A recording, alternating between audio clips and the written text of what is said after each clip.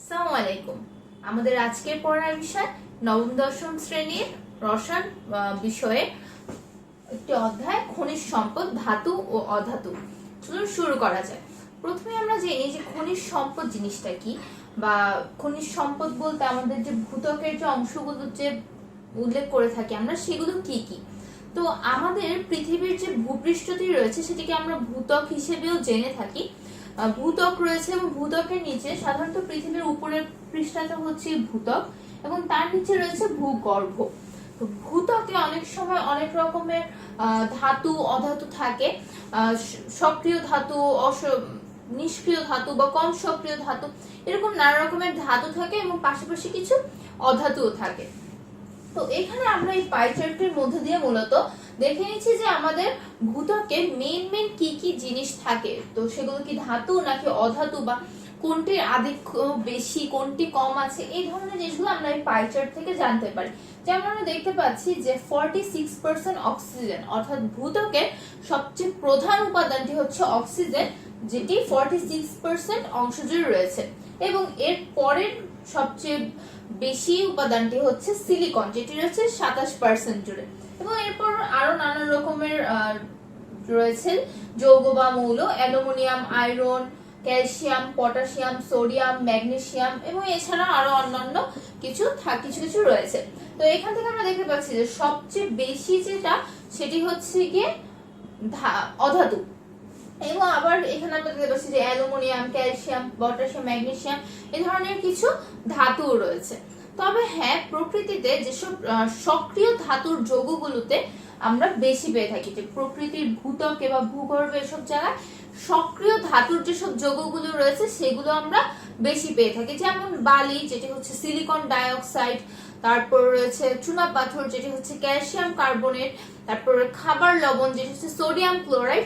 এই ধরনের বেশি সক্রিয় যেসব ধাতুর যৌগগুলো রয়েছে সেগুলো আমরা বেশি পেয়ে থাকি। এরপর যেগুলো কম সক্রিয় যৌগ বা কম সক্রিয় ধাতুর যৌগ রয়েছে সেগুলো তুলনামূলক আমরা একটু কম পাই, তাই সেগুলো তুলনামূলক একটু মূল্যবান। যেমন সিলভার, কপার, এই ধরনের যেসব কম সক্রিয় ধাতুগুলো রয়েছে তাদের যৌগগুলো প্রকৃতিতে একটু কম অ্যাভেলেবল, তাই সেগুলো তুলনামূলক একটু বেশি মূল্যবান। আবার নিষ্ক্রিয় ধাতু হিসেবে রয়েছে স্বর্ণ, যেটি হচ্ছে নিষ্ক্রিয় ধাতু। আমরা সবাই জানি যে স্বর্ণ হচ্ছে অনেক মূল্যবান। এটার কারণ হচ্ছে স্বর্ণ একটি নিষ্ক্রিয় ধাতু এবং এই ধাতুটি প্রকৃতিতে মৌলিক অবস্থায় পাওয়া যায় কিন্তু খুবই বিরল, অর্থাৎ প্রকৃতিতে এর পরিমাণটি খুবই কম, যার জন্য এর মূল্যটি অনেক বেশি হয়ে থাকে। এছাড়াও ধাতুর কিছু বৈশিষ্ট্য রয়েছে। এই যে আমরা অনেকগুলো ধাতুর কথাই বলছি, যে সক্রিয় ধাতু, কম সক্রিয় ধাতু বা নিষ্ক্রিয় ধাতু, এই যে সব ধাতুগুলোর কিছু বৈশিষ্ট্য রয়েছে। যেসব বৈশিষ্ট্যের কারণে ধাতুগুলো অনেক বেশি মানুষের কাছে মূল্যবান হয়, বা মানুষ বেশি বেশি এগুলো পছন্দ করে বা এগুলো বেশি ব্যবহার করে থাকে। এইসব বৈশিষ্ট্যগুলোর মধ্যে রয়েছে ঘাত সহনীয়তা, অর্থাৎ সহজে এটিকে হয়তো আমরা আঘাত করে এর আকার পরিবর্তন করে আমাদের প্রয়োজনীয় কাজে ব্যবহার করতে পারছি। নমনীয়তা ব্যাপারটা সেটাই যে আমরা এটিকে যে কোনো শেপে আমাদের প্রয়োজন যে শেপ করে রেডি করে নিতে পারছি, যাতে আমরা সহজে ব্যবহার করতে পারি। রয়েছে উজ্জ্বলতা, যেটি হচ্ছে দেখার সৌন্দর্যটা অনেক বেশি বৃদ্ধি করে, যে ধাতু ওর বর্ণটি অনেকটা উজ্জ্বল বর্ণের হয়, যা সহজেই মানুষের চোখে সুন্দর হিসেবে ধরা দেয়। এরপর রয়েছে পরিবাহিতা, অর্থাৎ ধাতু বিদ্যুৎ পরিবহন করতে পারে। আমরা জানি যে আমাদের দৈনন্দিন নানান কাজে কিন্তু আমরা বিদ্যুৎ ব্যবহার করে যাচ্ছি, মানে বিদ্যুৎ ব্যবহার করছি না এমন কাজ এখন আমাদের খুব কমই রয়েছে। আমাদের বাসা বাড়ি ইলেকট্রিসিটি হোক অথবা আমাদের নানান মোবাইল ফোন হোক, যাই হোক না কেন, আমাদের কিন্তু বিদ্যুতের প্রয়োজন পড়ছে। তো বিদ্যুতের প্রয়োজন পড়ছে, তো তার মানে কি বিদ্যুৎ এক জায়গা থেকে আরেক জায়গায় পরিবহনেরও প্রয়োজন পড়বে। তো এখন আমাদের দৈনন্দিন কাজে খুব বড় একটা অংশ জুড়ে রয়েছে এই বিদ্যুৎ পরিবহন করা, আর সেই পরিবাহিতার কাজটি আমরা ধাতু ব্যবহার করে করতে পারছি।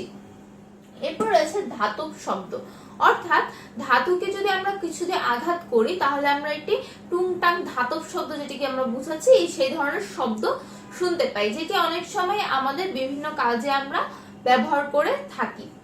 এরপর রয়েছে গলনাঙ্ক স্ফুটনাঙ্ক, যেটি হচ্ছে একটি গুরুত্বপূর্ণ বৈশিষ্ট্য, যে ধাতুর গলনাঙ্ক স্ফুটনাঙ্ক অনেক উচ্চ, যার কারণে আমরা কিন্তু এই যে বিদ্যুৎ পরিবহন করতে পারছি। কেন পারছি? কারণ ধাতুর গলনাঙ্ক স্ফুটনাঙ্ক উচ্চ হওয়াতে বিদ্যুৎ পরিবহনের ফলে যে তাপ উৎপন্ন হচ্ছে তাতে কিন্তু ধাতু নষ্ট হয়ে যাচ্ছে না, অর্থাৎ ধাতুর গলনাঙ্ক স্ফুটনাঙ্ক বেশি হতে আমরা কিন্তু আরো বেশি ধাতুকে আমাদের প্রতিদিনের প্রয়োজনীয় কাজে ব্যবহার করতে পারছি। এরপর রয়েছে ধাতুর ঘনত্ব, যেটিও হচ্ছে আমাদের দৈনন্দিন কাজের জন্য খুব ফেভারেবল অ্যাক্ট করে থাকে। এরপরে এছাড়া একটা জিনিস যে দেখতে পাচ্ছি যে আমাদের কিন্তু অনেকগুলো কাজে আমরা অনেকভাবে ধাতুর যে চমৎকার কিছু বৈশিষ্ট্য রয়েছে তার জন্য ধাতুকে ব্যবহার করতে পারছি। আবার একটা জিনিস যদি আমরা জানি যে 98টা কিন্তু আমাদের মৌলিক পদার্থ রয়েছে, পর্যায় সারণী থেকে আমরা কিন্তু জানতে পারি যে আমাদের 98টা মৌলিক পদার্থ রয়েছে। সেই 98টা মৌলিক পদার্থের 4 ভাগের 3 ভাগই কিন্তু ধাতু। এই কারণেই ধাতুর ব্যবহারটা এবং ধাতুর বিস্তারটা এতটা ব্যাপক, এবং আমাদের যে ভূত্বক হোক ভূগর্ভ হোক সব জায়গায় কিন্তু ধাতুটাই বেশি পাওয়া যাচ্ছে। তবে হ্যাঁ, এমন নয় যে অধাতু একদমই নেই, ভূত্বকে কিন্তু অনেক অধাতু রয়েছে, যেমন অক্সিজেন খুব বড় একটা অংশ জুড়েই কিন্তু আমাদের অধাতু রয়েছে ভূত্বকে। অর্থাৎ ধাতু রয়েছে ঠিক, ধাতুর মধ্যে অনেক ভ্যারিয়েবলস রয়েছে ঠিক, কিন্তু পাশাপাশি আমরা অধাতুও পেয়ে থাকি।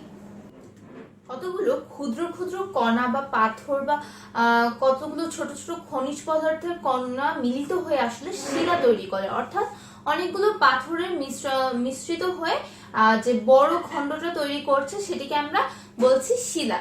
এখন শিলা কিভাবে তৈরি হয়, এটা আসলে অনেকভাবেই হতে পারে, যেমন আবহাওয়ার বিভিন্ন প্রভাবে, যেমন বায়ু প্রবাহ, বৃষ্টি, বন্যা, এই ধরনের নানান প্রভাবে কিন্তু শিলা তৈরি হতে পারে। আবার অনেক সময় দেখা যায় যে মাটি থেকে পানির সাহায্যে বা নদী থেকে পানির সাহায্যে চুনাপাথর গুলো ভেঙে ভেঙে সাগরের তলায় গিয়ে জমা হচ্ছে, সেই সাগরের তলায় জমা হয় সেগুলো চুনাপাথর বা বেলে পাথরে পরিণত হচ্ছে। অর্থাৎ অনেক পাথরের কণা, পানি তো আমরা জানি যে নদী থেকে সাগরে প্রবাহিত হচ্ছে, তো নদীর পানির সাথে এই পাথরের কণাগুলো প্রবাহিত হয়ে সাগরের তলায় গিয়ে জমা হচ্ছে এবং চুনাপাথর অথবা বেলে পাথরে পরিণত হচ্ছে। আবার অনেক সময় দেখা যায় যে মৃত যে প্রবাল রয়েছে বা সামুদ্রিক যে শৈবাল রয়েছে তারা অনেক সময় যখন মৃত হয়ে যায় তখন সাগরের তলায় জমা হয় এবং ধীরে ধীরে সেগুলো শক্ত চুনাপাথরে পরিণত হয়, অর্থাৎ শিলায় পরিণত হয়। তো এই যে সিমেন্টের কণাগুলো, এই ক্যালসিয়াম কার্বন অর্থাৎ চুনাপাথরের সিমেন্ট জাতীয় পদার্থগুলো এই ক্যালসিয়াম কার্বন বা চুনাপাথরের কণাগুলোকে শক্ত করে ধরে রেখেছে পাথর খণ্ডে পরিণত করছে, সেটি হচ্ছে শিলা। তো এই ধরনের যে শিলাগুলো, যেটি হচ্ছে আমাদের পাথরের কণাগুলোকে শক্ত করে ধরে রেখে চুনা পাথর বা পাথরের কণা এগুলোকে শক্ত করে ধরে রেখে বেলে পাথর বা চুনা পাথর পরিণত করছে, বিরাট খণ্ডে পরিণত করছে, সেগুলোকে আমরা বলছি পাললিক শিলা। সেগুলোর নাম হচ্ছে পাললিক শিলা। আবার অনেক সময় দেখা যায় যে ভূগর্ভে তো আমরা জানি যে নানান খনিজ পদার্থ রয়েছে, অনেক সময় দেখা যায় যে ভূগর্ভে বেশিরভাগ সময় অনেক বেশি চাপের কারণে ওই জায়গাটা অনেক বেশি উত্তপ্ত থাকে। এর জন্য দেখা যায় যে ওখানে যে শিলাগুলো রয়েছে অর্থাৎ পাথর খণ্ড বা খনিজ পদার্থগুলো রয়েছে সেগুলো আসলে গলিত অবস্থায় থাকে। তো শিলার এই গলিত অবস্থাটিকে আমরা নাম দিয়েছি ম্যাগমা। ম্যাগমা হচ্ছে অত্যন্ত উচ্চ চাপে এবং উচ্চ তাপমাত্রার কারণে শিলাখণ্ডের গলিত অবস্থা। আবার অনেক সময় দেখা যায় যে ভূগর্ভের ভিতরে যে ম্যাগমাগুলো উত্তপ্ত অবস্থায় রয়েছে কোনোভাবে যদি সেগুলো ঠান্ডা হয়ে আবারও গলিত অবস্থা থেকে শক্ত চুনাপাথর অবস্থায় পরিণত হয় বা শিলা খণ্ডকে পরিণত হয়, তখন আমরা বলি আগ্নেয় শিলা, যেগুলো হচ্ছে ম্যাগমার রূপান্তরিত রূপ। অর্থাৎ ম্যাগমা ঠান্ডা হয়ে আগ্নেয় শিলা তৈরি হচ্ছে। তো এই শিলাগুলোর মধ্যে অনেক সময় দেখা যায় যে অনেক গুরুত্বপূর্ণ বা মূল্যবান খনিজ সম্পদ পাচ্ছি, চুনাপাথর পাচ্ছি, যেগুলোকে আমরা আসলে নানান কাজে ব্যবহার করে থাকি এবং এদের মূল্য অনেক বেশি। আবার অনেক সময় দেখা যায় এই ধরনের কিছুই না, কোনো খনিজ সম্পদ নেই, সাধারণ বেলে পাথর, যেগুলো হয়তো আমরা কোনো মূল্যবান কাজে ব্যবহার করে থাকি না। কিন্তু শিলা বেশিরভাগ সময় দেখা যায় এইসব শিলার মধ্যে প্রয়োজনীয় অনেক খনিজ সম্পদ পাওয়া যায়, যেগুলো হচ্ছে আমরা আকরিক হিসেবে ব্যবহার করে থাকি। খনিজ বলতে আসলে আমরা কি বুঝে থাকি? পৃথিবীর ভূত্বক বা ভূপৃষ্ঠে নানান ভাবে যৌগ অথবা মুক্ত মৌল হিসেবে, শিলাখণ্ডক হিসেবে কিন্তু আমরা বিভিন্ন ধরনের মূল্যবান ধাতু বা অধাতু পেয়ে থাকি। এই যে আমাদের মূল্যবান ধাতু বা অধাতুগুলো রয়েছে, যেগুলো হয়তো আমরা যৌগ বা মুক্ত মৌল হিসেবে বা ভূপৃষ্ঠের শিলাখণ্ড হিসেবে পাচ্ছি, সেগুলোকে আমরা নাম দিচ্ছি কি খনিজ। এখন খনিজ কি রকমের হয়ে থাকে? খনিজের প্রকারভেদ যদি আমরা করতে চাই, এক্ষেত্রে আমরা দুটো ভিত্তি ব্যবহার করি। যদি আমরা ব্যবহার করি যে খনিজটা আমরা কি মৌলিক হিসেবে পাচ্ছি, মুক্ত মৌল হিসেবে পাচ্ছি, নাকি কোনো যৌগের সাথে মিক্সড অবস্থায় পাচ্ছি, তার উপর ডিপেন্ড করে দু রকমের, মৌলিক আর যৌগিক। যে ধাতুগুলো বা যে অধাতুগুলো আমরা একদম ক্লিয়ার মুক্ত মৌল হিসেবে ডিরেক্টলি পেয়ে যাচ্ছি, সেগুলোকে আমরা নাম দিচ্ছি কি মৌলিক ধাতু, মৌলিক খনিজ পদার্থ। সেগুলোর এক্সাম্পল যদি আমরা দেখি, স্বর্ণ, হীরা, গন্ধক বা সালফার যেগুলো রয়েছে সেগুলো আমরা সরাসরি পেয়ে যাচ্ছি মুক্ত মৌল হিসেবে। আবার মুক্ত মৌল ছাড়া বাকি যা যা রয়েছে সবগুলোকে আমরা মূলত যৌগিক খনিজ পদার্থ হিসেবে নামকরণ করে থাকি। অর্থাৎ এই যে এই যৌগিক খনিজগুলো রয়েছে সেগুলো আমরা কোনো না কোনো পদার্থের সাথে মিক্সড অবস্থায় কোনো নতুন একটি ভিন্ন ধর্মী যৌগ হিসেবে পেয়ে থাকি, যেখান থেকে হয়তো আমরা খনিজ পদার্থগুলোকে পেয়ে থাকি। তো এগুলো যদি আমরা কিছু এক্সাম্পল দেখতে চাই, গ্যালেনা, বক্সাইট, এখানে আমাদের সংকেত রয়েছে যে গ্যালেনা হচ্ছে লেডের একটি যৌগ, বক্সাইট হচ্ছে অ্যালুমিনিয়ামের একটি যৌগ। এই যৌগগুলো থেকে আমরা আসলে আমাদের যেটা দরকার, যে লেড দরকার, সালফার দরকার, সেগুলো অনেক সময় আমরা বিভিন্ন প্রক্রিয়া অবলম্বন করে এখান থেকে বের করে থাকি। আবার চাইলে প্রয়োজন পড়লে এগুলো আমরা ডিরেক্টলিও ইউজ করে থাকি। এই হচ্ছে গিয়ে যে আমরা মুক্ত মৌল হিসেবে পাচ্ছি নাকি কিছুর সাথে মিক্সড অবস্থায় পাচ্ছি, তার উপর ভিত্তি করে এক ধরনের প্রকারভেদ। আরেক ধরনের প্রকারভেদ হতে পারে, সেটি হচ্ছে যে আমরা কি অবস্থাতে পাচ্ছি, অর্থাৎ স্টেটটা কি, কঠিন, তরল, মানে নাকি গ্যাসীয়, কোন ধরনের স্টেটে পাচ্ছি, তার উপর নির্ভর করে তিনটা প্রকারভেদ। যে কঠিন অবস্থায় যেগুলো পাওয়া যায় সেগুলো কঠিন খনিজ, যেগুলো তরল অবস্থায় পাচ্ছি সেগুলো তরল খনিজ, এবং যেগুলো গ্যাসীয় অবস্থায় পাচ্ছি সেগুলো গ্যাসীয় খনিজ। কঠিনের মধ্যে রয়েছে ম্যাগনেটাইট, বক্সাইট, সালফার, এগুলো আমরা কঠিন অবস্থায় পাচ্ছি। তরলের মধ্যে রয়েছে পারদ, পেট্রোলিয়াম। পারদ হচ্ছে একমাত্র তরল ধাতু। আর গ্যাসীয় খনিজের মধ্যে রয়েছে প্রাকৃতিক গ্যাস, যেগুলো আমরা রেগুলার নানান কাজে ব্যবহার করে থাকি। তো এই ধরনের সংজ্ঞাগুলো যেগুলো আছে যে খনিজের প্রকারভেদের ক্ষেত্রে, ডেফিনেশন গুলো ইম্পর্টেন্ট, পাশাপাশি এক্সাম্পলস গুলো অনেক বেশি ইম্পর্টেন্ট, কারণ এক্সাম্পল থেকে অনেক বেশি এমসিকিউজ আসে বা জ্ঞানের প্রশ্নগুলো আসে। এমনকি যে সংকেত গুলো রয়েছে আমরা যেগুলো পড়ছি, এক্সাম্পল গুলোর সংকেত কিন্তু অনেক বেশি ইম্পর্টেন্ট এই চ্যাপ্টারটার জন্য। আমরা এতক্ষণ জানলাম যে খনিজ সম্পদ রয়েছে, খনিজ সম্পদ অনেক মূল্যবান, খনিজ সম্পদ আমরা মুক্ত মৌল হিসেবে পেতে পারি বা যৌগ হিসেবে পেতে পারি বা কঠিন, তরল বা গ্যাসীয় অবস্থায় পেতে পারি। তো এগুলো ছিল খনিজ সম্পদের বৈশিষ্ট্যগুলো, যে খনিজ সম্পদ জিনিসটা কি বা এগুলো আমরা কি অবস্থায় পেতে পারি। এখন কথা হচ্ছে খনিজ সম্পদ আমরা কোথায় পেতে পারি। খনিজ সম্পদ পাইতে গেলে আসলে দেখা যায় বিভিন্ন ধরনের খনিজ সম্পদ বিভিন্ন জায়গায় পাওয়া যায়। যেমন কিছু কিছু খনিজ সম্পদ রয়েছে যেগুলো হয়তো পাহাড়ে বা টিলাতে পাওয়া যাচ্ছে, কিছু কিছু খনিজ সম্পদ রয়েছে যেগুলো হয়তো সমুদ্র উপকূলে পাওয়া যাচ্ছে, আবার কিছু কিছু খনিজ সম্পদ রয়েছে যেগুলো হয়তো বা ভূত্বকেই পাওয়া যাচ্ছে। যেমন লোহার যে হেমাটাইট রয়েছে, লোহার উৎস যে লোহার আকরিক, সেটি দেখা যাচ্ছে ভূত্বকেই পেয়ে যাচ্ছি। আবার দেখা যায় অনেক খনিজ সম্পদ পেতে গেলে আমাদেরকে ভূত্বকে গর্ত করে ভূগর্ভ থেকে আমাদের সেই খনিজ সম্পদের আকরিককে নিয়ে আসতে হয়। তো এর অর্থ হচ্ছে খনিজ সম্পদের অবস্থান এক্স্যাক্টলি কোথায় হবে তা কিন্তু আগে থেকে বলা সম্ভব নয়। এগুলো নানান পরীক্ষা নিরীক্ষার মাধ্যমে নির্ণয় করা হয় যে এখানে খনিজ সম্পদ রয়েছে, এখানে নেই। যেখানে সম্ভাবনা দেখা যায় সেখানেই পরীক্ষা নিরীক্ষা করে আসলে এই অবস্থানগুলোকে উদ্ঘাটন করা হয়। এখন আসি যে খনিজ সম্পদের অবস্থান তো বুঝলাম, তাহলে কি খনিজ সম্পদের অবস্থান যেগুলো সেগুলোই আকরিক? না, তা নয়। কারণ হচ্ছে খনিজ সম্পদ আমাদের অনেক জায়গায় থাকতে পারে, কিন্তু সব খনিজ সম্পদই কিন্তু আমরা যে ব্যবহার করতে পারবো তা না। হয়তো এমন কোথাও খনিজ সম্পদের অবস্থানটি রয়েছে যেখান থেকে আমরা খনিজ সম্পদকে উদ্ধার করে নিয়ে আসতে পারবো না বা আমাদের কাজে ব্যবহার করার জন্য সংগ্রহ করতে পারবো না। এই কারণে আমরা সবগুলোকে আকরিক বলতে পারছি না। শুধুমাত্র যে সকল জায়গার খনিজ সম্পদকে আমরা নিজেদের কাজে ব্যবহার করতে পারবো, নিজেদের প্রয়োজনের জন্য সেখান থেকে উদ্ধার করতে পারবো, নানান প্রক্রিয়া ব্যবহার করে সেসব অংশ থেকে আমাদের আসল যে মূল ধাতুটা রয়েছে বা মূল অধাতুটা রয়েছে সেটিকে আমরা বের করে নিয়ে আসতে পারবো, সেই জায়গাগুলোকে আমরা নাম দিচ্ছি আকরিক। অর্থাৎ আকরিক হচ্ছে সেগুলাই যেগুলো হচ্ছে আমাদের জন্য মূল্যবান, আমরা যেগুলোকে ব্যবহার করতে পারছি সেগুলোর নামই হচ্ছে আকরিক। আকরিক থেকে ধাতু নিষ্কাশন বা অধাতু নিষ্কাশনের কিছু প্রক্রিয়া আছে, অর্থাৎ আকরিক থেকে আমরা অনেকভাবেই আমাদের ধাতু বা অধাতুগুলো পেতে পারি। এখানে আমরা দেখবো যে ধাতু নিষ্কাশন বা এসব আকরিক থেকে আমরা ধাতু নিষ্কাশন কিভাবে করি। ধাতুর জন্য আমরা যে প্রসেসটা সেটা আমরা এখানে দেখব।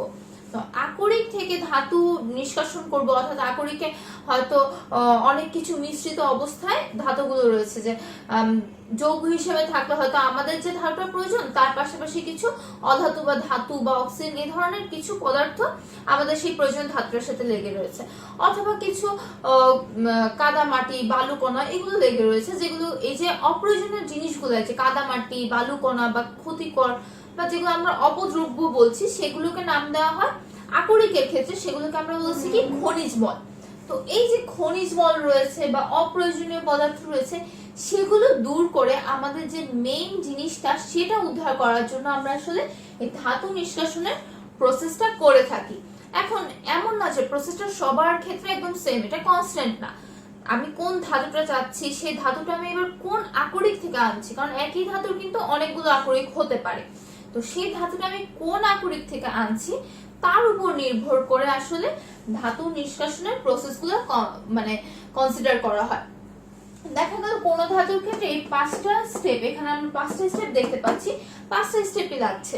কোন ধাতুর ক্ষেত্রে দেখা যাচ্ছে 5টা স্টেপ লাগছে না, হয়তো মাঝখানে দুটো স্কিপ করা যাচ্ছে।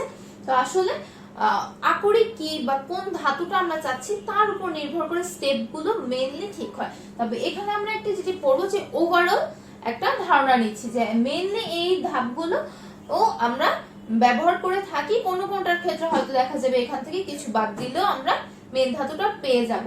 আবার হয়তো বা এই যে কিছু কিছু ধাপ রয়েছে সেসব ধাপের ভিতরে আবার ধাপগুলো কমপ্লিট করার প্রসেস আলাদা হতে পারে। তো এটাও কিন্তু আকরিকটা আকরিক বা ধাতু টু ধাতু ভ্যারি করবে যে আমরা এই সেকেন্ড বা থার্ড প্রসেসটা কমপ্লিট করার জন্য কোন ধাপটা কমপ্লিট করার জন্য কোন প্রসেসটা ফলো করব। এই সবকিছু আসলে আকরিক এবং ধাতুর উপর নির্ভর করবে। তো এখানে যদি আমরা ধাপগুলো দেখি, প্রথমে হচ্ছে আকরিক বিচূর্ণন, এরপর হচ্ছে আকরিক ঘনীকরণ, এরপর হচ্ছে যে ঘনীকৃত যে আকরিকটা রয়েছে সেটিকে অক্সাইডে রূপান্তর করা, এবং এরপরে হচ্ছে অক্সাইডে রূপান্তর করা থেকে সে উপান্তরিত অক্সাইড থেকে মুক্ত ধাতুকে বের করে নিয়ে আসা, এবং সেই মুক্ত ধাতুকে পরবর্তীতে বিশোধন করার মাধ্যমে আমরা সম্পূর্ণ বিশুদ্ধ ধাতুটি বা খনিজ সম্পদটি পেয়ে যাব। প্রথমেই যদি আমরা এখানে আকরিক বিচূর্ণন নিয়ে একটু দেখতে চাই, সেটি হচ্ছে আমরা জানি যে আমরা বলে আসলাম যে শিলাখণ্ড হিসেবে কিন্তু আমরা অনেক খনিজ সম্পদ পাচ্ছি। তো শিলাখণ্ড মানে কি বিশাল বিশাল আকার রয়েছে, তো বিশাল আকারের যে কোনো কিছুকে কিন্তু প্রসেস করা টাফ। এই জন্য আমরা আকরিক বিচূর্ণনের ধাপটিতে প্রথমেই আমরা এই ধাপের কাজ করে থাকি, যেখানে হচ্ছে আমাদের যে বড় বড় কণাগুলো রয়েছে সেগুলোকে ভেঙে অনেক ছোট ছোট কণায় পরিণত করা হয়। এই জন্য প্রথমে যেটা হয় আকরিক বিচূর্ণন করার জন্য প্রথমে যে বড় খণ্ডটা রয়েছে সেটাকে বিচূর্ণন করে ছোট ছোট খণ্ড করার জন্য আমরা ইউজ করি জো ক্রাশার। এটার জন্য আমরা ব্যবহার করি জো ক্রাশার। এই জো ক্রাশারের মাধ্যমে আমরা ছোট ছোট কণা পেয়ে গেলাম, কিন্তু অনেক সময় এই ছোট ছোট কণাগুলো কিন্তু আরো ভাঙার দরকার পড়ে, কারণ যদি একটি যৌগ হিসেবে আমাদের খনিজ সম্পদটি থাকে তাহলে কিন্তু প্রত্যেকটি ছোট ছোট কণা বা একটি দানাও কিন্তু ম্যাটার করে, সেই দানা থেকেও কিন্তু যৌগকে পৃথক করতে হবে।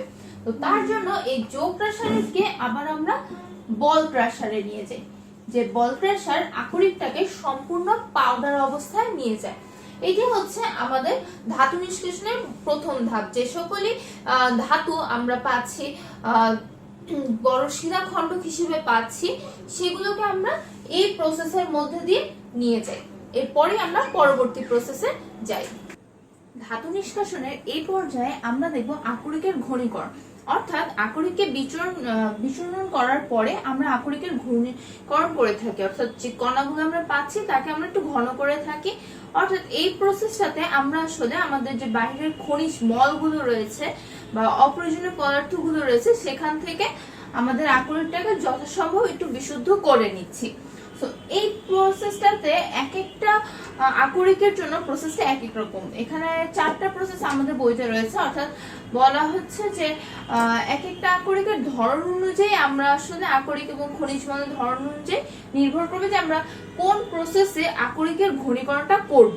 তো এখানে যেগুলো আছে যে অভিকর্ষ বলের সহায়তায় পৃথকীকরণ, এটা কিরকম? এটা হচ্ছে যে পানির সাহায্যে যে খনিজ আকরিকের সাথে যে ধুলো ময়লা ধুলোবালি পাথর এই টাইপের যে ময়লাগুলো থাকে বা খনিজ মলগুলো থাকে সেগুলোকে আমরা পানির ফ্লো এর সাহায্যে সরিয়ে ফেলছি। এটাই হচ্ছে অভিকর্ষ বলের সহায়তায় পৃথকীকরণ। অর্থাৎ আকরিকটার উপর দিয়ে আমরা সমান যদি পানি ফ্লো করি, পানি তো উপর থেকে নিচে যাচ্ছে, তো তার সাথে সাথে আমাদের যে বাইরের আলগা যে ময়লাগুলো আছে সে সবগুলো আমার ধৌত হয়ে যাচ্ছে এবং আকরিকটা আগের তুলনায় ঘন হয়ে উঠছে।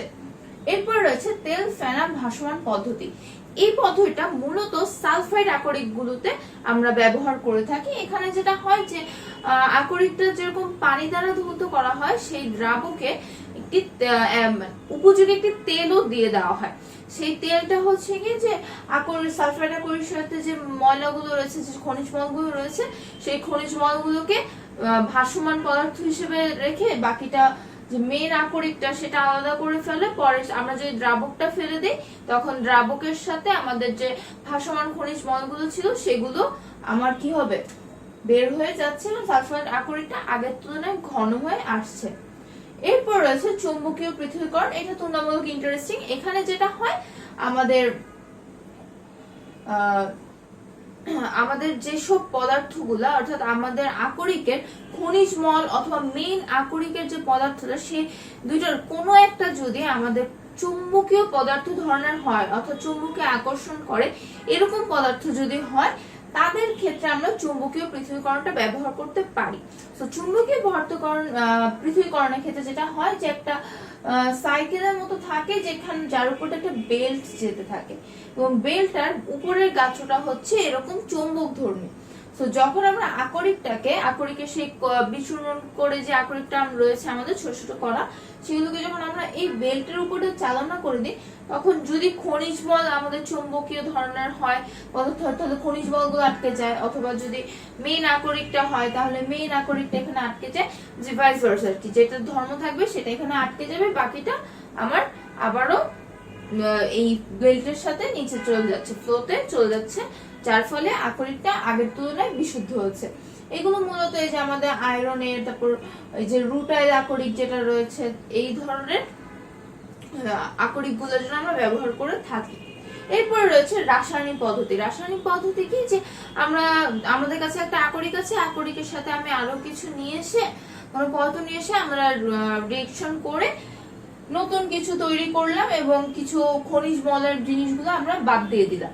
তো এটা ইউজুয়ালি দেখা যায় যে আমাদের খনিজ মলগুলোকে রিঅ্যাকশনের মাধ্যমে বাদই দিয়ে দেওয়া হয়। যেমন এখানে আমি অ্যালুমিনিয়াম এটা লিখেছি, যে অ্যালুমিনিয়ামের যে আকরিকটা রয়েছে, আকরিকের সাথে বিভিন্ন অক্সাইড থাকে, আয়রন অক্সাইড থাকে, এগুলো খনিজ মল হিসেবে থাকে। তো দেখা যায় এটাকে বিশুদ্ধ করার জন্য বা ঘনীকরণ করার জন্য অ্যালুমিনিয়ামের যে আমাদের আকরিকটা রয়েছে তার সাথে সোডিয়াম হাইড্রোক্সাইডকে নিয়ে উত্তপ্ত করলে সোডিয়াম অ্যালুমিনেট আর পানি তৈরি হচ্ছে। এবারে সোডিয়াম অ্যালুমিনেটকে আমরা পানির সাহায্যে উচ্চ তাপমাত্রায় যদি উত্তপ্ত করি তখন অ্যালুমিনিয়াম হাইড্রোক্সাইড পাচ্ছি, তার সাথে সোডিয়াম হাইড্রোক্সাইড তৈরি হচ্ছে, ঠিক আছে। কিন্তু এবারে করছি কি, শুধু অ্যালুমিনিয়াম হাইড্রোক্সাইডটাকে আমি উচ্চ তাপমাত্রায় তাপ দিলে তখন অ্যালুমিনিয়াম অক্সাইডটা আর পানি তৈরি হচ্ছে, অর্থাৎ এটা হচ্ছে ঘনীকরণ হচ্ছে। জিনিস একই, ঠিক আছে, বাট মাঝখানে অনেক প্রসেসের কারণে আমাদের যে খনিজ মলগুলো ছিল সেগুলো কিন্তু রিমুভ হয়ে যাচ্ছে।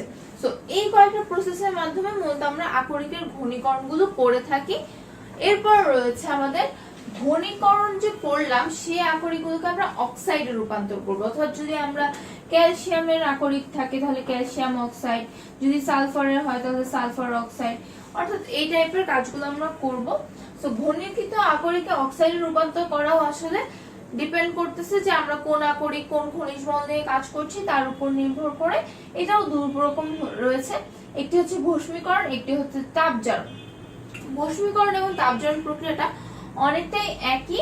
যেটা হয় এখানে যে আমাদের যে আকরিকটা রয়েছে সে আকরিকের গলনাঙ্কের তুলনায় কম তাপমাত্রায় উত্তপ্ত করে আমাদের যে আমরা তৈরি করে ফেলেছি একটা গ্যাস বা সেই অক্সাইডে রূপান্তর করা আর কি, যেটা সেটা করে ফেলি। অর্থাৎ যেমন এখানে হচ্ছে যে কার্বনেটটা কি হয়ে যাচ্ছে, একটা খনিজের অক্সাইডে পরিণত হচ্ছে। তো এগুলো হচ্ছে হয়, কিন্তু এদের মধ্যে ডিফারেন্সটা কোথায়? ডিফারেন্স হচ্ছে ভস্মীকরণের ক্ষেত্রে আমরা উত্তপ্ত করার কাজটা করি বায়ুর অনুপস্থিতিতে, আর তাপজারণের ক্ষেত্রে করি কি বায়ুর উপস্থিতিতে। এটাই হচ্ছে এদের ডিফারেন্স। তো আমরা যদি একটু ভস্মীকরণের প্রসেসটা খেয়াল করি, কি করছি, ক্যালসিয়াম কার্বনেটকে উত্তপ্ত করলে ক্যালসিয়াম অক্সাইড আর কার্বন ডাই অক্সাইড তৈরি হয়ে যাচ্ছে। আবার হচ্ছে যে অ্যালুমিনিয়ামের আকরিকটাকে উত্তপ্ত করলে আমার অ্যালুমিনিয়াম হাইড্রোক্সাইড যেটা আছে সেটা, সরি, অ্যালুমিনিয়াম অক্সাইডটা তৈরি হয়ে যাচ্ছে অ্যালুমিনিয়ামে। আবার আয়রনেরটাকে উত্তপ্ত করলে আয়রনের অক্সাইড তৈরি হচ্ছে। কিন্তু সব ক্ষেত্রেই মাথায় রাখতে হবে আমি যে তাপমাত্রায় উত্তপ্ত করছি তা অবশ্যই অবশ্যই আমাদের আকরিকের গলনাঙ্কের চেয়ে কম তাপমাত্রা হতে হবে। এরপর রয়েছে তাপজারণ। তাপজারণে যেটা বলেছি আমি আগে, যে বায়ুর উপস্থিতিতে উত্তপ্ত করা হয়। তবে হ্যাঁ, তাপজারণটা মূলত সালফাইড আকরিককে, আমাদের অক্সাইড সালফাইড আকরিককে অক্সাইডে রূপান্তর করতে ব্যবহার করা হয়। সেটা কিরকম, এই যে আমাদের এখানে যে জিঙ্ক ব্লেন্ড যেটা আছে সালফাইডের আকরিক, সেটাকে আমরা এই যে বায়ুর উপস্থিতি বোঝাতে আমরা অক্সিজেনকে নিচ্ছি, সেটার উপস্থিতি আমরা উত্তপ্ত করলে আমাদের জিঙ্ক অক্সাইড আর এই যে সালফারের অক্সাইডটা তৈরি হয়ে গেল। আবার যদি আমরা গ্যালেনা যেটা রয়েছে পিবিএস সেটাকে দেখি, সেটাকে আমরা সেম প্রসেসে গেলে আমাদের লেকটা আলাদা হয়ে গেল আর সালফারের আলাদা অক্সাইড তৈরি হয়ে গেল। তাহলে এই দুইটা প্রসেসে কোনো একটা ব্যবহার করে আমরা যে অক্সাইডগুলোকে, যে আকরিকগুলোকে ঘনীকৃত করে এসেছিলাম সেগুলোকে আমরা অক্সাইডে রূপান্তর করছি। ধাতু নিষ্কাশনের এই পর্যায়ে আমরা দেখব আমরা যে ধাতু অক্সাইড তৈরি করে আসলাম সেই অক্সাইডকে আমরা কিভাবে মুক্ত ধাতুতে রূপান্তর করতে পারি। তো এই স্টেপটাতে আসলে অনেক ধাতু অনেক রকম, অর্থাৎ আমরা জানি যে কোন ধাতু হয়তো আমাদের বেশি সক্রিয়, কোন ধাতু কম সক্রিয়, কোন ধাতু নিষ্ক্রিয়, তার উপর নির্ভর করে আসলে আমরা কোন প্রসেসটা দিয়ে আমরা মুক্ত ধাতুতে যাচ্ছি। আবার হয়তো বা সেম টাইপের ধাতু কিন্তু তাও তার সেম বিক্রিয়ক নিতে পারছে না, বিক্রিয়কের ডিফারেন্স হচ্ছে। অর্থাৎ এইটা আসলে আগে থেকে একদম পারফেক্টলি বলতে পারবো না যে একটাই প্রসেস। তো এটা ধাতুর রকম ভেদ হয় যেরকম, সেরকম প্রসেসের রকম ভেদ হতে থাকে। তো প্রথমে আমরা জানবো কার্বন বিজারণ প্রক্রিয়াটা। তো কার্বন বিজারণ প্রক্রিয়াটা আসলে এখনকার না, অনেক প্রাচীনকাল থেকে চলে আসছে। যে যেসব ধাতুর অক্সাইড, ধাতব অক্সাইড যেগুলো রয়েছে ধাতব, সেই ধাতব অক্সাইড গুলোকে যদি আমি কার্বনের সাথে উত্তপ্ত করি তাহলে ধাতু মুক্ত হয়। এবং কার্বন হচ্ছে অক্সিজেনের সাথে বিক্রিয়া করে, বা এই যে অক্সাইডটা রয়েছে সেই অক্সাইডের অক্সিজেন পার্টটার সাথে বিক্রিয়া করে কার্বন ডাই অক্সাইড তৈরি করে। এই প্রসেসটার নাম দেওয়া হয়েছে কি কার্বন বিজারণ। অর্থাৎ এই যে এখানে আমার একটি ধরিয়ে আমি এখানে ভেরিয়েবল টাইপ দিয়ে দেখিয়েছি যে এখানে একটা আকরিক রয়েছে, তার সাথে আমি কার্বন যুক্ত করে এখানে তাপ দিচ্ছি, তখন আমার আকরিক থেকে কি হচ্ছে, ওই অক্সাইড থেকে ধাতুটা মুক্ত হচ্ছে। আর এই সাথে কার্বন মনোক্সাইড তৈরি হলো, সেটাকে আরো বেশি উত্তপ্ত করলে কার্বন মনোক্সাইডটা কার্বন ডাই অক্সাইডে রূপান্তর হলো। মূলত এই প্রসেসটাতে কি হয় যে আমাদের আকরিকের যে অংশটা রয়েছে সেটা তো হচ্ছে কি অক্সাইডের সাথে আয়ন আকারে রয়েছে, ধাতব আয়ন আকারে রয়েছে, সেটি মূলত বিজারণ প্রক্রিয়ার মাধ্যমে ধাতুতে পরিণত হচ্ছে। আর এই প্রসেসগুলো আসলে কিভাবে হবে বা কতটুক সক্রিয় হবে সেগুলো নির্ভর করছে যে ধাতব আয়ন এবং অ্যানায়নের মধ্যে যে বন্ধন শক্তিটা রয়েছে তার উপর। তবে হ্যাঁ, অনেক ক্ষেত্রে দেখা যায় ধাতুগুলো কার্বনকে বিজারক হিসেবে ব্যবহার করতে পারছে না, অর্থাৎ এটা ব্যবহার করলে হয়তো বা ভালোর জায়গায় আরো খারাপ হবে। সেক্ষেত্রে কি করে যে অন্যান্য কিছু বিজারক আছে, যে হাইড্রোজেন, আয়রন, অ্যালুমিনিয়াম, এই টাইপের কিছু বিজারক তারা ইউজ করতে পারে যদি কার্বনটা তাদের জন্য হার্মফুল হয়। এরপরে আমরা বলি যে ঠিক আছে, এটা তো আমরা কার্বন বিজারণ দেখলাম, কিন্তু অনেক ধাতু যে নিষ্ক্রিয় এটাও কিন্তু আমরা জানি, যেমন স্বর্ণ বা রূপা, প্লাটিনাম, এগুলো কিন্তু আমাদের অনেকটাই নিষ্ক্রিয় ধাতু, এই জন্য কিন্তু আমরা এগুলোকে মূল্যবান ধাতু বলে থাকি। তো এই নিষ্ক্রিয় ধাতুগুলো দেখা যায় কি অটোমেটিক্যালি আমাদের মুক্ত অবস্থায় পাওয়া যাচ্ছে, তাদের ক্ষেত্রে কিন্তু আমার আলাদা করে আবার ওই বিজারণ প্রক্রিয়াটা করা লাগে না। আবার কিছু কিছু ধাতু আছে যে একেবারে নিষ্ক্রিয় না, বাট অনেক বেশি সক্রিয় না, প্রায় নিষ্ক্রিয় ধাতু বলা যায়। এমন একটি ধাতু হচ্ছে আমাদের কপার। সেই কপারের ক্ষেত্রে যেটা হয়, তারা কার্বন বিজারণটা করে না, তারা হচ্ছে বায়ুর যে উপস্থিত অক্সিজেনের সাথে তারা বিক্রিয়া করলে উত্তপ্ত হলে তারা প্রথমে কি করে যে একটা অক্সাইড তৈরি করে, কিউপ্রাস অক্সাইড তৈরি করে। সেই কিউপ্রাস অক্সাইড তৈরি করে, অর্থাৎ এই যে জারণ প্রক্রিয়া আমার কিউপ্রাস অক্সাইড তৈরি হলো, সেটা গিয়ে আবার আমাদের সে সালফাইড আকরিক যে আছে, কপারের যে সালফাইড আকরিক, সেটার সাথে বিক্রিয়া করে যে কপার তৈরি করে এবং তার সাথে সালফারের আমার একটা অক্সাইড তৈরি করছে। এই সেকেন্ড স্টেপটাকে বলছি আমি স্ববিজারণ। তো প্রায় নিষ্ক্রিয় যে ধাতুগুলো রয়েছে সেগুলোর মধ্যে এই প্রক্রিয়াতেই ধাতুতে অক্সাইড থেকে ধাতুতে মুক্ত হচ্ছে, প্রথমে জারণ করছে তাই স্ববিজারণ করছে। আরো একটা প্রসেস হচ্ছে কি সক্রিয় ধাতু। যেসব ধাতুগুলো অনেক বেশি সক্রিয় তাদের ক্ষেত্রে যেটা হয়, তারা অক্সিজেনের সাথে বিক্রিয়া করছে, তাপজারণ প্রক্রিয়া করছে, কিন্তু তারা তাপজারণ প্রক্রিয়া করে আর অন্যান্য ধাতুর মতো ডিরেক্ট ধাতুতে চলে যাচ্ছে না, তারা আবার হচ্ছে ধাতব অক্সাইড তৈরি করে নিচ্ছে। এই প্রসেস গুলো হচ্ছে গিয়ে মানে যেটা আমি বলে আসলাম যে কোনটার জন্য আমি কার্বন বিজারণ ইউজ করছি, কোনটার জন্য আমার কিছুই করা যাচ্ছে না, কোনটার জন্য আমার জারণ আর স্ববিজারণ মিলিত হয়ে প্রসেসটা কমপ্লিট করা যাচ্ছে, কোনটা হয়তো তাপজারণ হচ্ছে, কোনটা হয়তো কার্বনের বদলে অন্যান্য বিজারণ নেওয়া যাচ্ছে। সো এটা টোটালি ডিপেন্ড করে যে আমি কোন ধাতুটাকে ইউজ করছি। এরপরে আসছে প্রায় শেষ পর্যায়ে যে ধাতু বিশোধন, অর্থাৎ ঠিক আছে আমি মুক্ত ধাতুতে নিয়ে আসলাম, কিন্তু তারপরও দেখা যায় এটার সাথে অনেক খনিজ মল রয়ে যায়। এই খনিজ মলগুলোতে আমার রিমুভ করা লাগবে, সেটা কিভাবে করব? তো সেই প্রসেসটা হচ্ছে বিগলন। বিগলন কি? বিগলন হচ্ছে গিয়ে যে আমাদের যে মুক্ত ধাতুটা রয়েছে তার সাথে আমরা ফ্লাক্স বা বিগালক যোগ করে দিই। তো বিগালক যোগ করলে কি হয়, যে খনিজ মলটা আছে সেটা ধাতু মলে পরিণত হয়, আর এই ধাতু মলটা ইউজুয়ালি আমাদের যে ধাতুটা রয়েছে তার সাথে মিশে যেতে পারে না, খুব সহজে এটা পৃথক হয়ে যায় এবং বিগালকের সাহায্যে সেটাকে আমরা ধাতু থেকে বিগালক যে দ্রবণটা রয়েছে তার সাথে আমি ধাতু থেকে এটাকে পৃথক করে নিয়ে আসতে পারবো। সো এটাকে বলা হচ্ছে আমাদের ধাতু মল, যেটা এই যে বিগালক মিশ্রিত করার পরে যে খনিজ মলটা হচ্ছে পৃথক হয়ে গেল ধাতু থেকে, এই পার্টটাকে আমরা বলছি কি ধাতু মল। এখন কথা হচ্ছে ধাতু মল অ্যাসিডও হতে পারে, ক্ষার বা বেজও হতে পারে, দুটোই হওয়া সম্ভব। তো এখন ধাতু মল অ্যাসিড নাকি ক্ষার তার উপর নির্ভর করে আসলে আমাদের আমরা কি ফ্লাক্সটা ইউজ করব, আমাদের খনিজ মলটা, ধাতু মলটা, আমাদের যে সেটা রয়েছে আমাদের আকরিকটা, সবকিছুর উপর নির্ভর করে আসলে আমরা আমাদের বিগালককে চুজ করি। যদি এমন হয় যে আমাদের যে খনিজ মলটা রয়েছে সেটা অ্যাসিডিক, তাহলে আমরা ধাতু মল ইউজ করব, সরি বিগালকটা ইউজ করব কি ক্ষারকীয়। আর যদি এমন হয় যে আমাদের যে খনিজ মলটা রয়েছে সেটা ক্ষারীয়, তাহলে আমি ফ্লাক্সটা ইউজ করব কি অ্যাসিডীয়। অর্থাৎ ভাইস ভার্সা করে আমি একটা প্রশমন বিক্রিয়া ঘটিয়ে ফেলবো যাতে হচ্ছে আমার ধাতু মলটা পৃথক হয়ে যায়। এবার হলো কি যে হ্যাঁ ঠিক আছে ধাতু মল পৃথক হয়ে গেল, অনেক বেশি বিশুদ্ধ হয়ে গেল, কিন্তু তাও দিস ইজ নট 100%। আমি এটাকে চাইলে আরো আরো আরো বেশি কি করতে পারবো, আরো বেশি শুদ্ধ করতে পারবো, আরো বেশি বিশুদ্ধ করতে পারবো। সেই প্রসেসটা করি আমরা তড়িৎ বিশোধনে। তড়িৎ বিশোধন বলতে আমরা বুঝতে পারছি যে এখানে বিদ্যুতের প্রয়োজন হবে এবং বিদ্যুতের অল্প না বেশ ভালোই প্রয়োজন পড়ে।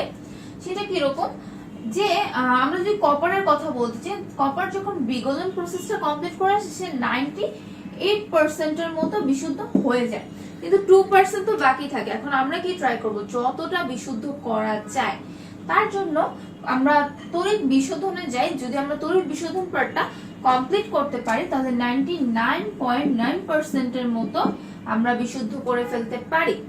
এটার ক্ষেত্রে যেটা হয় যে আমরা দুটো পাত নিই, এটা হচ্ছে অবিশুদ্ধ কপার যেটা রয়েছে আমাদের সেটা, আর এটা হচ্ছে যে বিশুদ্ধ কপারের পাত নেই। অবিশুদ্ধ কপারের পাতটা তুলনামূলক পুরো হয় আর বিশুদ্ধ পাতটা পাতলা হয়। তো এদেরকে আমরা একটি ব্যাটারি বা বিদ্যুৎ উৎসের সাহায্যে যোগ করে দিই এবং অবিশুদ্ধ কপারটাকে পজিটিভ সাইডের সাথে যোগ করি এবং বিশুদ্ধটাকে নেগেটিভ সাইডের সাথে যোগ করি।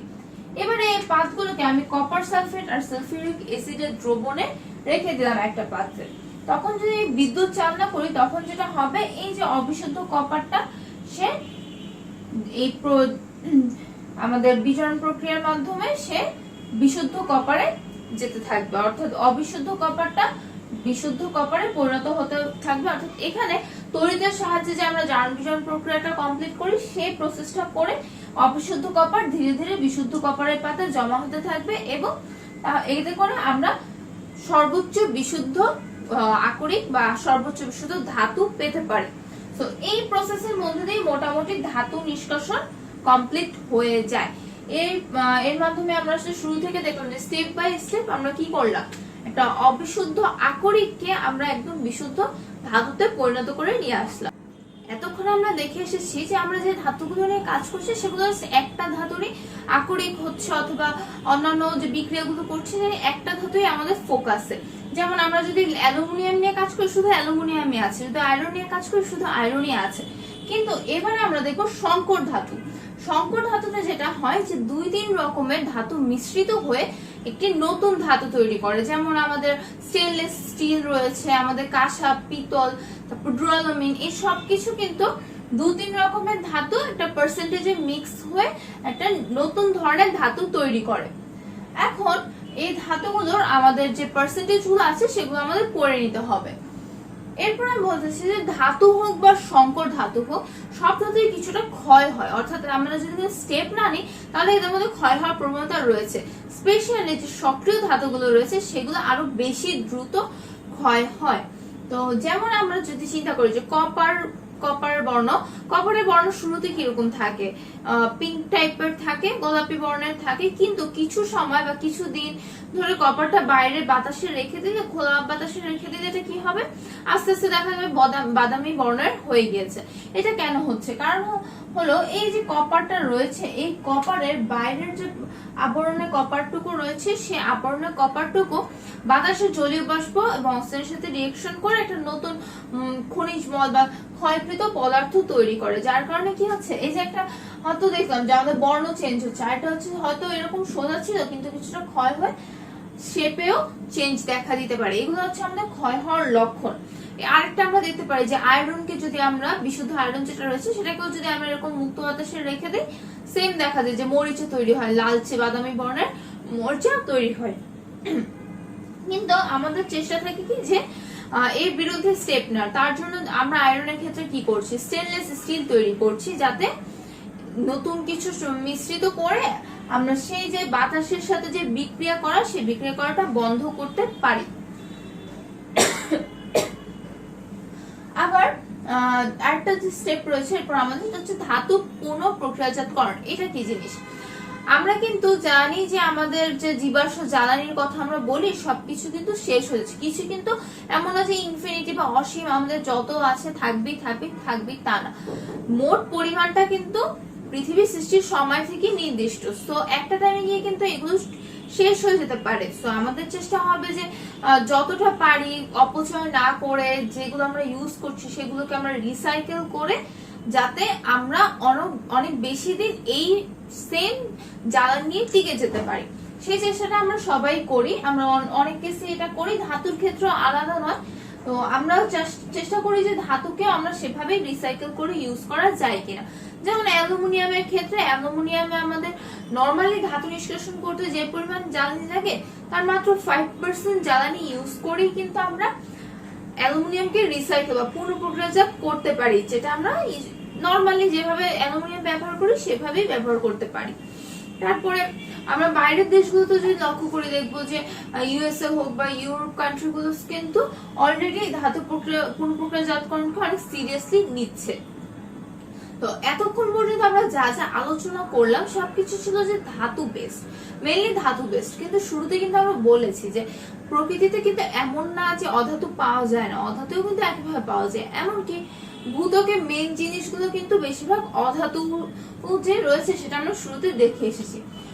এই জন্য আমরা এখন আলোচনা করবো একটু খনিজ অধাতু নিয়ে। খনিজ অধাতুগুলোর মধ্যে সালফারটা হচ্ছে অন্যতম, কারণ সালফারটা মুক্ত হিসেবে, মুক্ত যৌগ হিসেবে, মুক্ত মৌল হিসেবে পৃথিবীতে অনেক বেশি পরিমাণে পাওয়া যায়। তবে হ্যাঁ, সালফারের আকরিক গুলো আসলে পৃথিবীর খুব বেশি গভীরে হয়, তাই এদেরকে আকরিক থেকে আমাদের সালফারকে বের করে নিয়ে আসতে কিছু স্টেপস ফলো করতে হয়। তো এই স্টেপসগুলোর ক্ষেত্রে মেইনলি আমরা 3টা পাইপ ইউজ করি, যে পাইপগুলো ভূত্বক থেকে ডিরেক্ট হচ্ছে ভূগর্ভে যেখানে সালফারের আকরিক রয়েছে সেখানে পৌঁছে যাচ্ছে।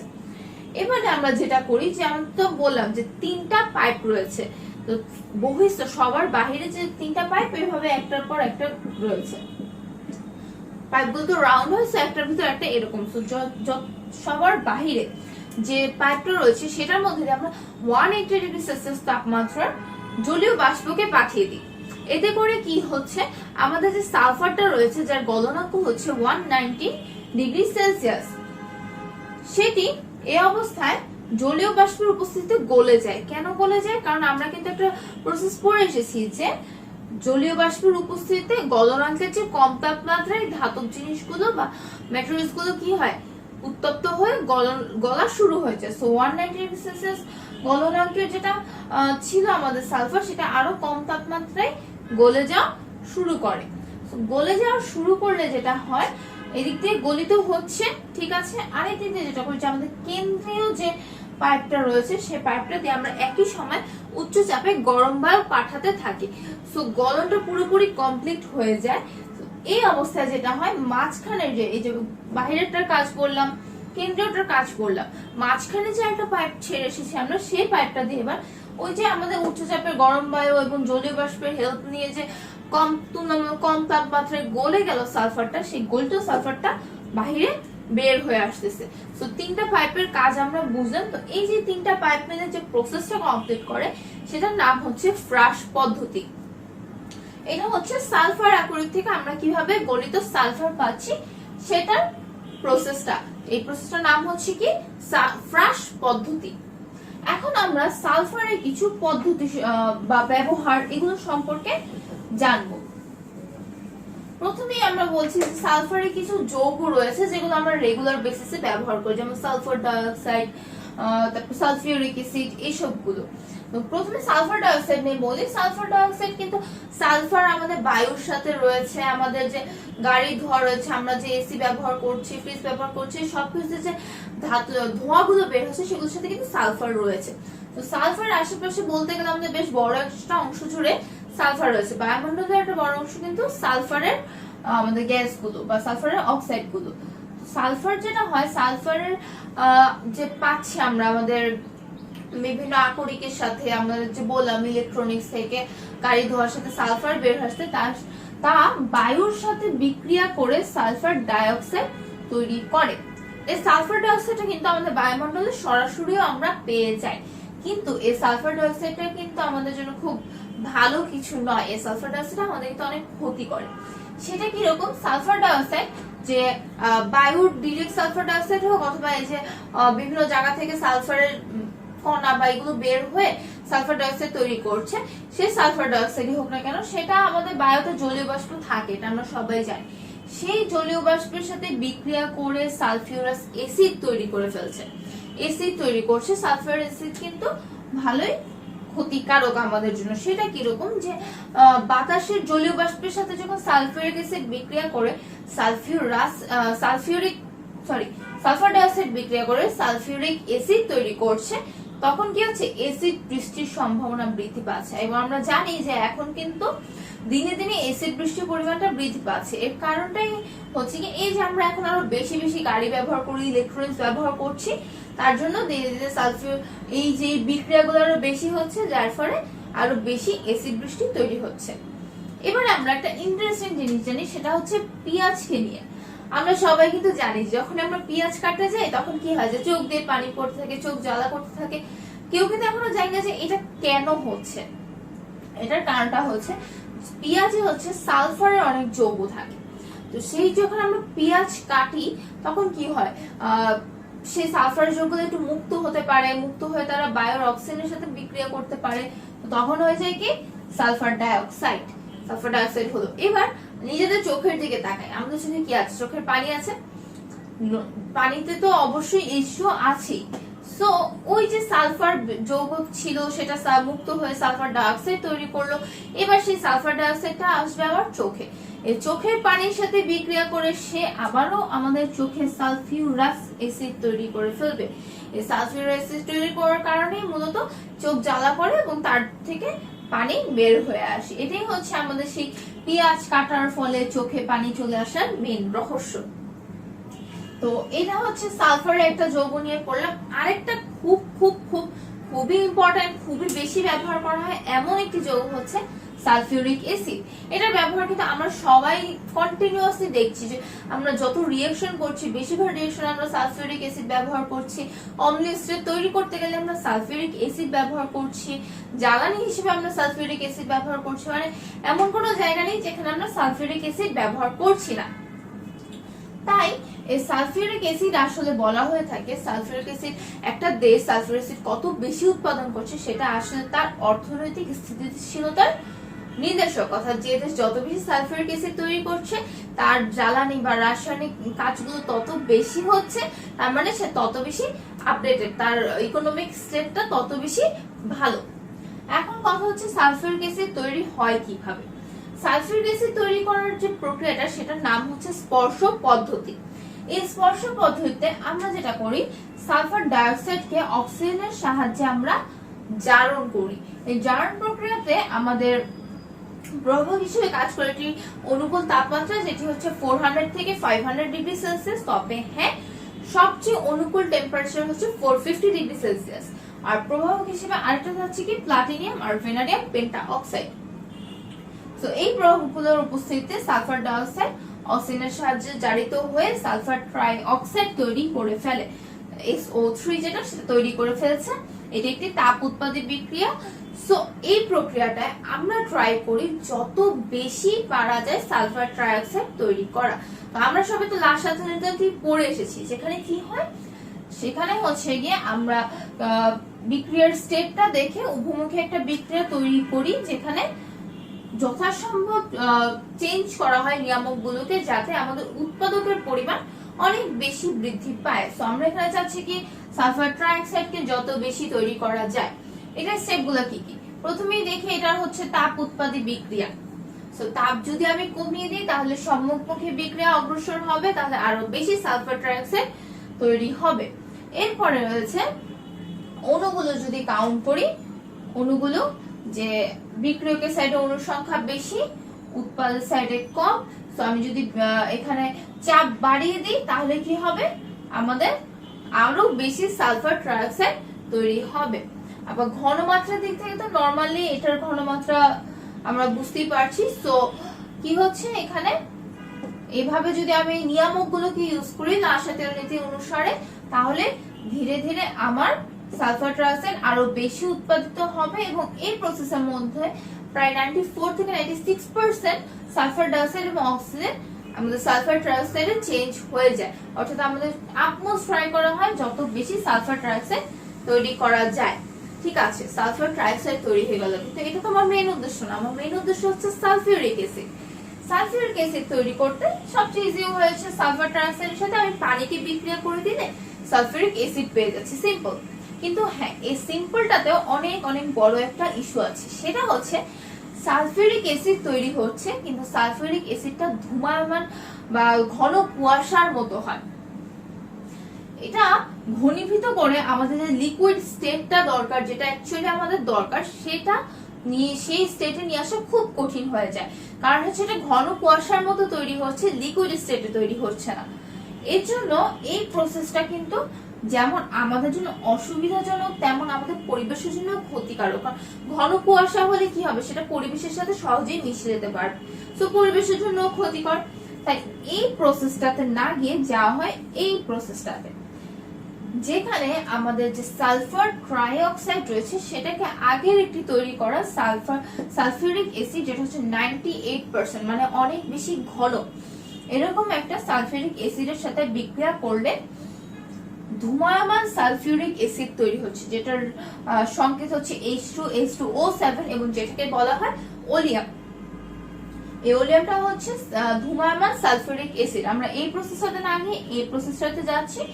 এই সালফিউরিক অ্যাসিডটা হচ্ছে কি অনেক ঘন তৈলাক্ত তরল ধরনের পদার্থ, তাই এটাকে লঘু করে আসলে সালফিউরিক অ্যাসিডে বা ব্যবহারযোগ্য সালফিউরিক অ্যাসিডে পরিণত করা হয়। সালফিউরিক অ্যাসিড অর্থাৎ ধূমায়মান সালফিউরিক অ্যাসিডকে আমরা যখন লঘু করছি, তখন একটা জিনিস মাথায় রাখতে হয় যে যখন আমরা এই প্রসেসটা করছি তখন অনেক বেশি তাপ উৎপন্ন হচ্ছে। তাই আমরা এমন করতে পারবো না যে সালফিউরিক অ্যাসিড নিলাম, পানি নিলাম, শেষ কাহিনী, এমন হবে না। একটা পাত্রতে পানি নিয়ে সেই পাত্রতে ফোটায় ফোটায় আমার ধূমায়মান সালফিউরিক অ্যাসিড তথা ওলিয়ামকে যোগ করে তারপর ধীরে ধীরে আমার এই ব্যবহারযোগ্য সালফিউরিক অ্যাসিডে আসতে হবে। আর এই প্রসেসে খেয়াল রাখতে হবে যে যখনই বেশি তাপ হয়ে যাচ্ছে তখনই আমার প্রসেসটা বন্ধ রেখে পাত্র ঠান্ডা করতে হবে, পানি ঠান্ডা করতে হবে, দেন আবার প্রসেসটা করতে হবে। সো এই প্রসেসটা করার সময় একটু কেয়ারফুলি আমাদের কাজ করা দরকার পড়ে। তো এই ছিল হচ্ছে আমাদের খনিজ সম্পদের ধাতু ও অধাতুর নানান পার্টস গুলো, যেখানে আমরা ধাতু নিষ্কাশন নিয়ে পড়ছি, অধাতু নানান প্রসেস নিয়ে পড়ছি। এই চ্যাপ্টারটা আজকে এই পর্যন্তই।